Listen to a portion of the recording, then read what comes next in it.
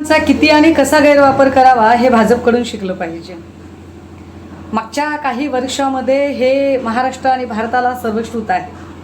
महाराष्ट्रात आधी संजय राऊत साहेब बोलत होते, मग राऊत साहेबांच्या अगदी मुलीच्या लग्नातल्या मेहंदीवाल्यापर्यंत ईडी CBI नामक यंत्रणा पोचली आणि राऊत साहेबांवर कारवाई झाली.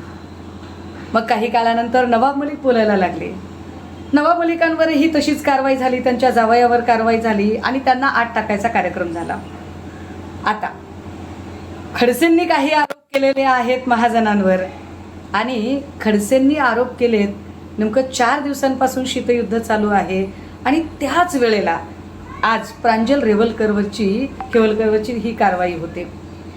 रेव पार्टी असं या कारवाईला नाव दिलं जाते. खरं तर त्यांच्या घरापासून हाकेच्या अंतरावर असणाऱ्या एका हॉटेलमध्ये चालणारी हाऊस पार्टी. या हाऊस पार्टीमध्ये खरंच अंमली पदार्थ होते की नव्हते संशोधनाचा मुद्दा. मात्र सगळी गृह खात्याची यंत्रणाच फडणवीस साहेबांच्या अखत्यारीत आहे आणि महाजन फडणवीसांचे निकटवर्ती आहेत. हे वेगळं सांगायला नको.